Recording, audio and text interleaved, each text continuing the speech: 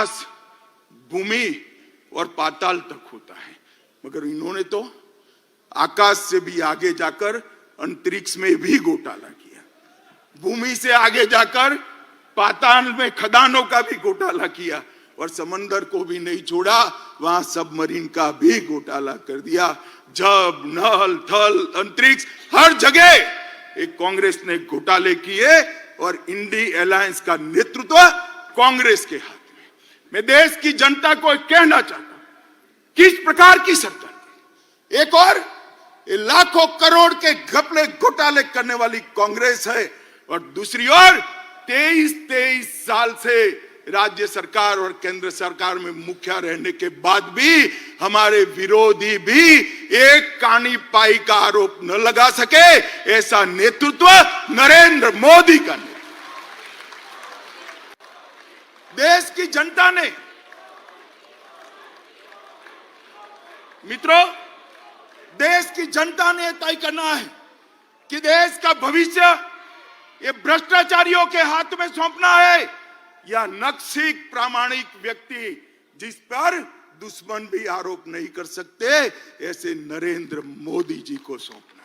और मित्रों, एक कहावत है, बड़े मियां तो बड़े मियां, छोटे मियां भी सुभान अल्लाह। जब कांग्रेस पार्टी इतना भ्रष्टाचार करती है तो साथी भला क्यों बाकी रहेंगे। आम आदमी पार्टी आबकारी जकात का घोटाला, लोगों के उपचार में मोहल्ला क्लिनिक का घोटाला, ढेर सारे घोटाले किए, लोगों के मेडिकल टेस्ट करने में भी घोटाला किया और आज उनका सारा नेतृत्व कोर्ट से भागता है, कोर्ट से भागता है, एजेंसियों से भागता है। झारखंड में एक एमपी के घर से 350 करोड़ रुपया जब्त होता है। छत्तीसगढ़ में महादेव के नाम से जुआ खिलाने का एक घोटाला आता है। डीएमके के मंत्रियों के घर से करोड़ों रुपया बरामद होता है। तृणमूल कांग्रेस के मंत्रियों के घर से अनेक करोड़ रुपया, 55 करोड़ तो एक ही स्थान पर से मिलते, अनेक करोड़ रुपयों का, सैकड़ों करोड़ के घोटाले बाहर है और लालू जी सजा आपता है और अभी भी एक एक नई भ्रष्टाचार की एफआईआर उन पर हो रही है। मित्रों, पूरा इंडी अलायंस, ये कांग्रेस पार्टी के नेतृत्व में घमंडिया गठबंधन, ये पूरा भ्रष्टाचार से लिप्त। देश की जनता ने तय करना है, भ्रष्टाचार के दूषण को समाप्त करने वाले नरेंद्र मोदी जी को मैंडेट देना है या भ्रष्टाचार ही जिनका धर्म है ऐसे इंडी अलायंस को मत देना है। ये देश की जनता ने दे। मित्रों, परिवारवाद, अभी ढेर सारे पत्रकार, कुछ मीडिया चैनल, इंडी अलायंस बड़ा चैलेंज, बड़ा चैलेंज, बड़ा चैलेंज, बड़ा चैलेंज।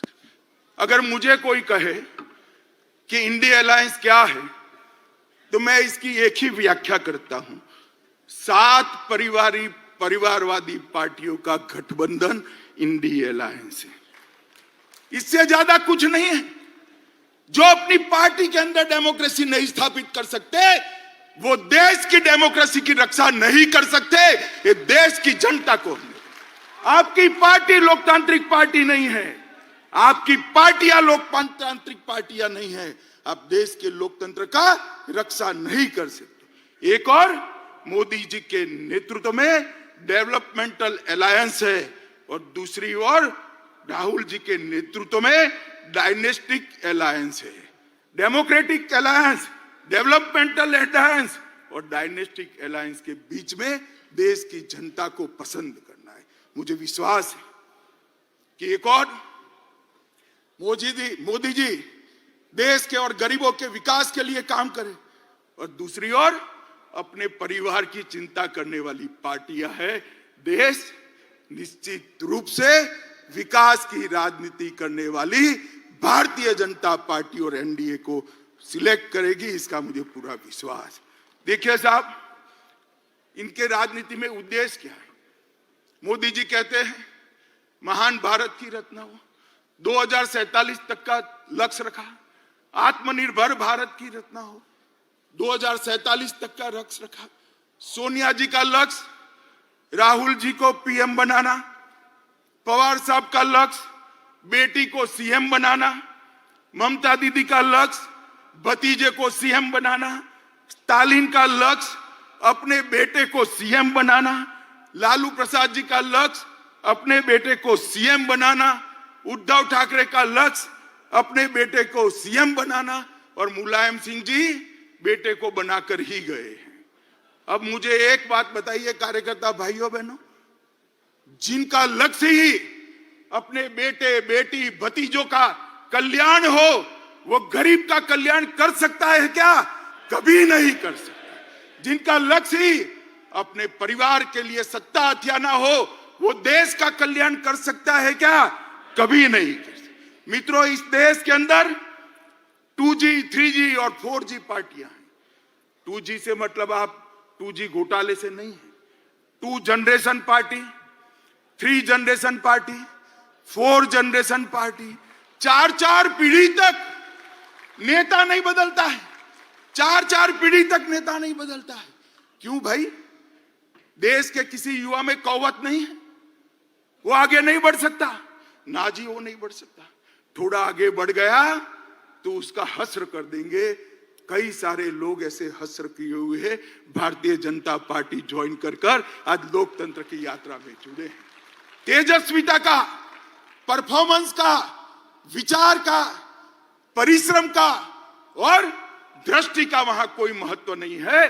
वहां केवल और केवल आप कहां जन्मे, इसका महत्व है। मित्रों, मैं आज आप सबके माध्यम से देश की जनता को पूछना चाहता हूं, अगर भारतीय जनता पार्टी परिवारवादी पार्टी होती तो एक चाय बेचने वाले का बेटा कभी प्रधानमंत्री नहीं बन सकता। लोकतंत्र के अंदर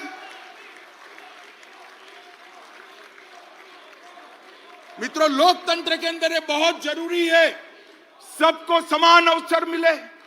सबके अंदर ईश्वर दत्त शक्तियां जो पड़ी हैं, वो ईश्वर दत्त शक्तियों के आधार पर उसको आगे बढ़ने का मौका मिले, और वो केवल और केवल भारतीय जनता पार्टी में विद्यमान है और किसी दल में नहीं। भाई और बहनों, मोदी जी एक गरीब परिवार से, गरीब मतलब आप कल्पना नहीं कर सकते, इतने गरीब परिवार से इस देश के सम्मानीय प्रधानमंत्री बने, जिन्होंने पूरे विश्व में देश को सम्मान दिलाया, गौरव दिलाया, प्रस्थापित। इस देश की राष्ट्रपति एक जनजाति परिवार से आती है। जनजातियों में भी अति पिछड़ी जातियों में से राष्ट्रपति मुर्मू जी आती है। प्रधानमंत्री जी ने, भारतीय जनता पार्टी ने एक गरीब आदिवासी की बेटी को महामहिम द्रौपदी मुर्मू बनाकर सभी आदिवासियों का सम्मान। इस देश का उपराष्ट्रपति एक किसान का बेटा, खेत जोतने वाले का बेटा इस देश का उपराष्ट्रपति बना है। मित्रों, मैं खुद कह मानता हूं कि भारतीय जनता पार्टी में बूथ का काम करने वाला एक व्यक्ति देश का प्रधानमंत्री भी बन सकता है, राष्ट्रपति भी बन सकता है। और वो केवल और केवल भारतीय जनता पार्टी में ये सहूलियत उपलब्ध है, क्योंकि हमने हमारी पार्टी को लोकतांत्रिक पार्टी बनाकर रखा है। मित्रों, ये परिवारवादी पार्टियां जो अपने बेटे बेटियों के लिए काम करती है, वो देश का कल्याण नहीं कर सकती। केवल और केवल राष्ट्र प्रथम के नारे के साथ आगे बढ़ रही भारतीय जनता पार्टी, मोदी जी के नेतृत्व में आगे बढ़ रही भारतीय जनता पार्टी ही देश का कल्याण कर सकती है। मित्रों, इस देश में जब से हमारा संविधान बना, हमारे संविधान के अंदर पंथ निरपेक्षता को बहुत बड़ा महत्व दिया गया। और ये देश आज से नहीं, हजारों सालों से पंथ निरपेक्षता के आधार पर, बिन सांप्रदायिकता के आधार पर चलता रहा। राज्य का कभी कोई धर्म नहीं होता है। सबको अपना धर्म बनाने की, मानने की और उसका अनुसरण करने की छुट्टी भी है, मुक्ति भी है। परंतु कांग्रेस पार्टी ने वोट बैंक की रचना करने के लिए संविधान की उदात्त भावनाओं में भी विकृति डालकर पंथ निरपेक्षता को तुष्टीकरण की राजनीति से दूषित किया। मित्रों, मैं आज आप सबके सामने कहना चाहता हूं, ये कांग्रेस पार्टी जिसने भगवान श्री राम के अस्तित्व को नकारा और एफिडिएट पर नकारा, बाद में उनको एफिडिएट वापस ले।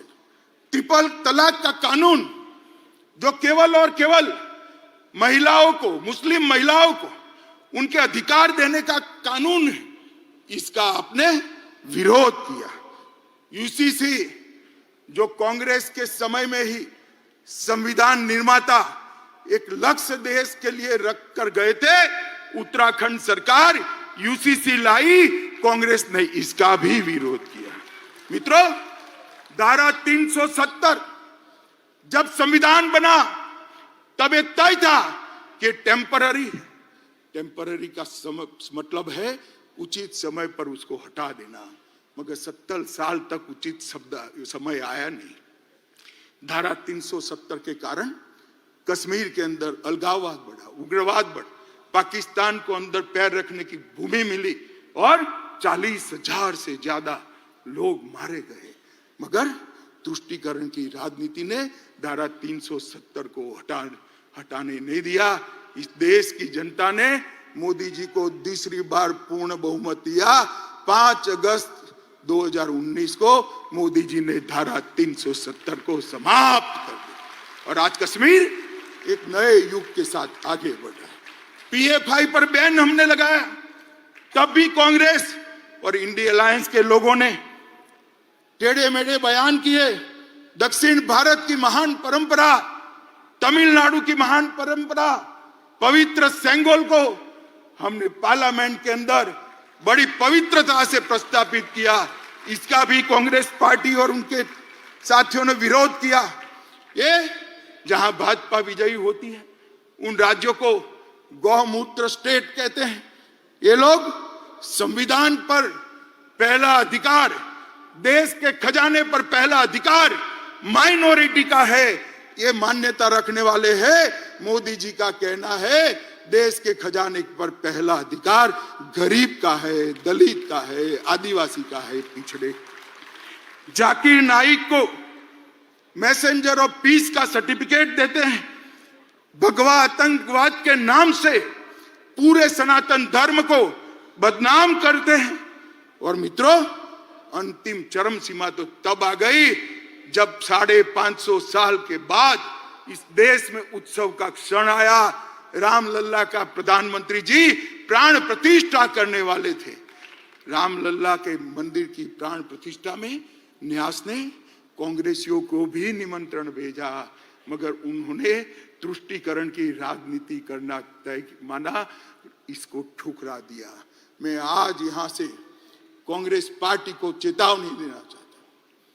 आपने रामलला की प्राण प्रतिष्ठा के निमंत्रण को ठुकराकर केवल ये ऐतिहासिक पल में हिस्सेदार होने से आप नहीं कतराए हैं, आपके देश के महान बनने की प्रक्रिया से अपने आप को दूर कर लिया है। देश की जनता इसको देख भी रही है और याद भी रख रही है। मित्रों, खैर वो आए ना आए, भारतीय जनता पार्टी तुष्टीकरण में नहीं मानती है। मैं आज इस महान अधिवेशन के सामने कहना चाहता हूं, किसी भी लोकतांत्रिक देश में भी बहुमत समाज ने अपनी श्रद्धाओं के निर्वहन के लिए इतनी लंबी कानूनी लड़ाई नहीं लड़ी है। 75 साल तक हम कानूनी लड़ाई लड़े और संपूर्ण लोकतांत्रिक तरीके से हमने राम मंदिर का निर्माण किया। इसका संपूर्ण यश हमारे प्रधानमंत्री नरेंद्र मोदी जी को जाता है।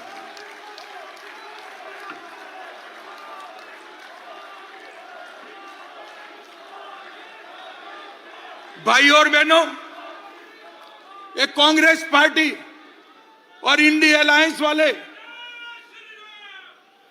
ये कांग्रेस पार्टी और इंडिया अलायंस वाले हम पर आरोप लगाते हैं कि भारतीय जनता पार्टी अस्थिरता फैलाती। मैं तो ज्यादा जवाब नहीं देता। मगर चुनाव का समय आया है, जनता के सामने सच रखना चाहिए। मैं आज ये कहने आया हूं कि कांग्रेस पार्टी की कभी से, जब से इंदिरा जी प्रधानमंत्री बनी तब से ना लोकतंत्र में श्रद्धा है, ना लोकतांत्रिक प्रक्रियाओं में श्रद्धा है। इन्होंने न्यायपालिका, ब्यूरोक्रेसी, मीडिया, चुनाव आयोग, कैग जैसी सभी संवैधानिक संस्थाओं का धज्जियां उड़ाने का काम किया है। इमरजेंसी ये आपकी ही देन थी साहब, आप भूल जाते हो। पूरे देश को जेल खाना बनाकर रख लिया था, पूरा विपक्ष जेल के अंदर बंद था। और आर्टिकल 356 सरकारें तोड़ने का जो रिकॉर्ड, आज से मैं बहुत सोच समझकर मेरा स्टेटमेंट करता हूं, आज से 100 साल बाद भी कांग्रेस पार्टी का रिकॉर्ड कोई तोड़ नहीं पाएगा, इतनी सरकारें आपने गिराई। मित्रों, कांग्रेस पार्टी ने 90 बार आर्टिकल 356 का प्रयोग किया, 50 बार अकेली इंदिरा गांधी जी ने किया। 40 क्षेत्रीय दलों की सरकार एक कांग्रेस पार्टी ने गिराई। 3 केंद्र की सरकार, चौधरी चरण सिंह, चंद्रशेखर जी, देवगौड़ा जी और गुजराल, ये 4 सरकारों को गिराने का काम भी कांग्रेस पार्टी ने किया है। और मित्रों, ये हमें कहते हैं जुडिशरी कोई फैसला देगी, न्याय करेगी, तो इस पर टिप्पणियां कर कर जुडिशरी को डराते हैं। मैं कांग्रेस पार्टी को याद कराता हूं, 1973 में 3 वरिष्ठ जजों को कुदाकर, जस्टिस सेलत, जस्टिस ग्रोवर और जस्टिस हेगड़े को कुदाकर आपने एएन रे को सर्वोच्च न्यायाधीश बनाया, क्योंकि आप रायबरेली का फैसला आपके खिलाफ आ गया था। हमने कभी जुडिशरी के खिलाफ इस प्रकार के षड्यंत्र नहीं किए। मित्रों, कांग्रेस पार्टी इस देश में अस्थिरता की जनक है, और स्थिरता अगर कोई दे सकता है तो केवल और केवल भारतीय जनता पार्टी दे सकती है। मित्रों, अभी अभी देश में हम चुनाव में जा रहे हैं, हिंसा कहां होती? मैं आज देश के मीडिया को भी कहना चाहता हूं, हिंसा की बात आप करते हैं, कौन से राज्यों में चुनावी हिंसा होती है? कौन से राज्य में पॉलिटिकल हिंसा होती है? मैं आज देश की जनता को गिनाना चाहता हूं। केरल, हमारे 100 से ज्यादा कार्यकर्ता शहीद हो गए, 300 से ज्यादा कार्यकर्ता अपाहिज हो गए। किसका शासन है? इंडिया अलायंस का शासन है। बंगाल, सैकड़ों कार्यकर्ता मौत के घाट उतार दिए गए। हमेशा चुनाव में धांधली, गपलेबाजी और हिंसा होती रही। किसका वहां राज है? ममता दीदी का राज है, इंडिया अलायंस का राज है। बिहार में भी जंगल राज था, तब 100-100 किलोमीटर दूर मतपेटियां मिलती थी। किसका राज था? इंडिया अलायंस का राज था। यूपी में भी चुनाव का रेगिंग होता था। हमारी सरकारों में कभी रेगिंग नहीं हुआ। किसकी सरकार थी? आपकी सरकार थी। मित्रों, आज भारतीय जनता पार्टी के हजारों कार्यकर्ता हिंसा की भेंट चढ़े। कईयों ने तो जान गंवाई, कई अपाहिज हुए, कईयों के घर जल गए। हम तो हिंसा के भुक्तभोगी है। हिंसा फैलाने वाला गठबंधन अगर कोई है तो एक घमंडिया गठबंधन है, इंडिया अलायंस है। भाई और बहनों, ये कांग्रेस का शासन था। आजादी के वक्त कांग्रेस ही देश की ओर से नेगोशिएट करती, तब ही देश का विभाजन।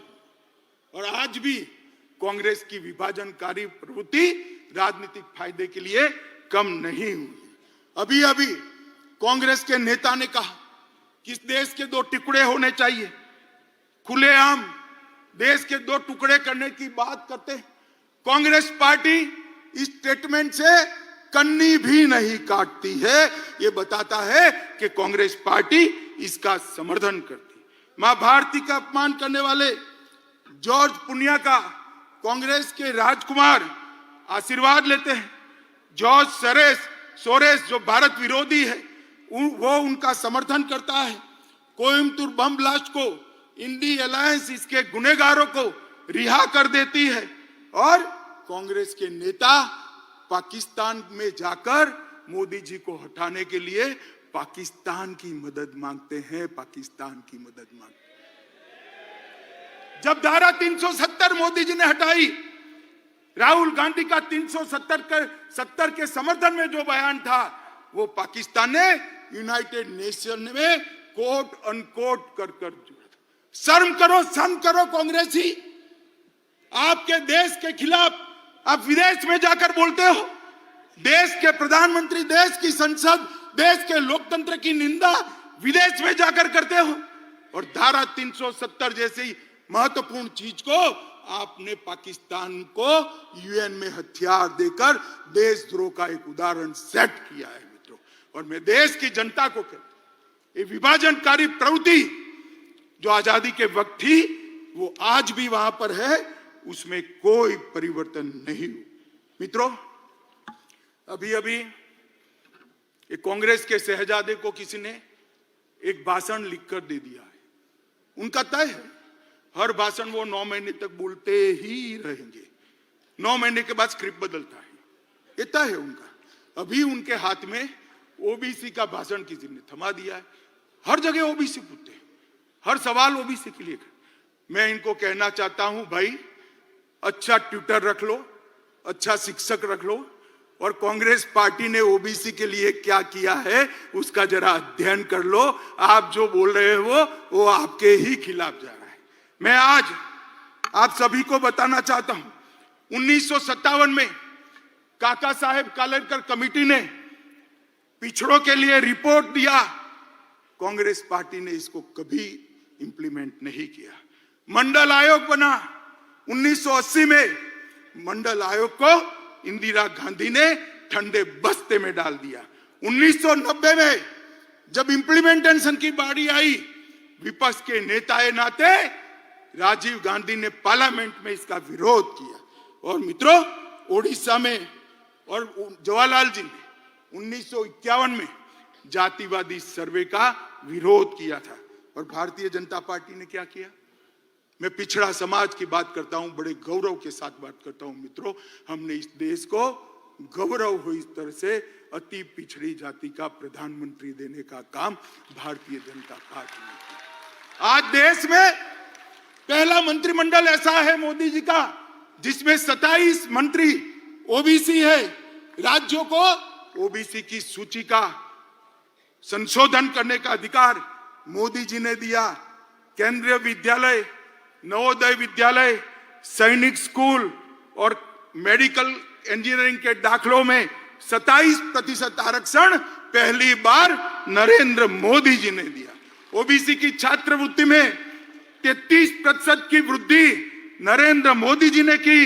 आईआईटी में ओबीसी छात्रों की ट्यूशन फी को माफ करने का निर्णय देश के प्रधानमंत्री नरेंद्र मोदी ने किया। नीट की परीक्षा में ओबीसी बच्चों का पहली बार अगर आरक्षण हुआ तो नरेंद्र मोदी जी ने किया। पेट्रोल पंप और गैस की एजेंसियों में 27% पिछड़ा वर्ग को आरक्षण देने का काम नरेंद्र मोदी जी ने किया। और ये जितनी भी गरीब कल्याण की स्कीमें बनी है उस सब में सबसे बड़ा बेनिफिशियरी अगर कोई है तो दलित, पिछड़ा और ओबीसी भाई है। राहुल गांधी, आप हमें क्या ओबीसी का कल्याण सिखाते हो? हम तो समाज के हर वर्ग को साथ में लेकर चलते हैं। जो पिछड़ा है उसको ज्यादा मिलता है, जो अकड़ा है वो अपने आप अपना शहर जाने देता है। मोदी जी ने इस देश की जनता का आह्वान किया, जिनको सुख है, संपत्ति है, ईश्वर की कृपा है, वो अपनी गैस की सब्सिडी छोड़ दे। 2 करोड़ से ज्यादा लोगों ने गैस की सब्सिडी अपने आप त्याग करी। मोदी जी ने करोड़ों गरीबों को फ्री ऑफ कॉस्ट गैस देने का काम किया। मित्रों, मोदी जी ने 10 साल के अंदर जातिवाद, परिवारवाद, भ्रष्टाचार, तुष्टीकरण को समाप्त कर दिया। इसके आधार पर राजनीति करते थे, इसके आधार पर अपनी राजनीति को आगे बढ़ाते थे। उनका स्वप्न, ये 4 आधारों पर सत्ता हथियाने का स्वप्न मोदी जी ने चूर चूर कर रख दिया। अब इस पिछड़ों और महिलाओं को अधिकार देने के कई मौके आए, वे विरोध करते रहे। 3 तलाक का विरोध किया, ओबीसी कमीशन का विरोध किया, कश्मीर में गुर्जर, बकरवाल, पहाड़ी वाल्मीकियों को रिजर्वेशन देने का विरोध किया। नारी शक्ति वंदन अधिनियम में भी कई सारे व्यवधान खड़े किए। हिंदू शरणार्थियों को नागरिकता देने का सीए का बिल, इसका विरोध किया। एक देश एक टैक्स, जीएसटी का विरोध किया। दलित को राष्ट्रपति बनाना, आदिवासी को राष्ट्रपति बनाना आपने आम सहमति नहीं होने दी। सर्जिकल स्ट्राइक और एयर स्ट्राइक कर मोदी जी ने भारत की सेना के पराक्रम को पूरी दुनिया में प्रस्तावित, आतंकवाद के सामने एक कड़ा मैसेज दिया। आपने उस वक्त भी, राहुल बाबा, आपने उस वक्त भी देश से साक्ष्य मांगे थे। शर्म करो, शर्म करो, सेना के जवान की शहादत पर आप साक्ष्य मांगते हो। मित्रों, भारत ने वैक्सीन का निर्माण किया। 100 से ज्यादा देशों में हमारा वैक्सीन गया। वैक्सीन के माध्यम से आज 140 करोड़ का देश कोरोना से सुरक्षित हुआ। उसको भी मोदी वैक्सीन कर आपने बदनाम करने का प्रयास किया। मगर देश की जनता ने भी, आज भी कोई वैक्सीन लेने जाता है तो कहता है मोदी वैक्सीन दे दो भाई, मेरी इम्यूनिटी खत्म हो गई। Digital economy, direct benefit transfer, इसका विरोध किया। नई संसद बनाई। इतनी भव्य संसद देखकर आज पूरी देश की जनता पुलकित है, गौरवान्वित है। इसका भी आपने विरोध किया। कर्तव्य पथ बना, आपको राजपथ नाम अच्छा लगता था, कर्तव्य पथ का भी विरोध किया। भारत मंडपम में कोर्ट से उसको रोकने का प्रयास किया। यशोभूमि को भी रोकने का प्रयास किया। डाटा प्रोटेक्शन का विजनरी बिल, इसका भी विरोध किया। और अंत में रामलल्ला की प्राण प्रतिष्ठा का भी आपने विरोध किया। मित्रों, एक कांग्रेस डिनायल मोड में आ चुकी है। पूरे देश की जनता को मैं कहना चाहता हूं, 5 साल का पार्लियामेंट के अंदर कांग्रेस का हिसाब किताब निकालिए। इन्होंने पार्लियामेंट के अंदर शोर शराबे और बहिष्कार के अलावा कुछ नहीं किया। हम भी विपक्ष में रहे, 10 साल तक बैठे, आगे पूरा जीवन विपक्ष में। हम रचनात्मक विपक्ष की भूमिका निभाते, अच्छा है उसका समर्थन करते थे। और आपके भ्रष्टाचार को भी हमने उजागर किया। मगर आपने, क्योंकि भ्रष्टाचार है नहीं, बाहर जाना ही उचित समझा। मित्रों, इंडिया अलायंस अहंकार से युक्त है। वो सहन ही नहीं कर सकते। वो ऐसा मानते हैं कि देश का प्रधानमंत्री वो ही बन सकता है जो बड़े परिवारों से आता है। वो सहन नहीं कर सकते एक गरीब मां का बेटा आज देश का प्रधानमंत्री बनकर देश को चला रहा है। ये अहंकार उनको भारतीय जनता पार्टी के खिलाफ खड़े। ये परिवारवादी राजकुमार सारे के सारे इकट्ठा होकर हमारा विरोध कर रहे।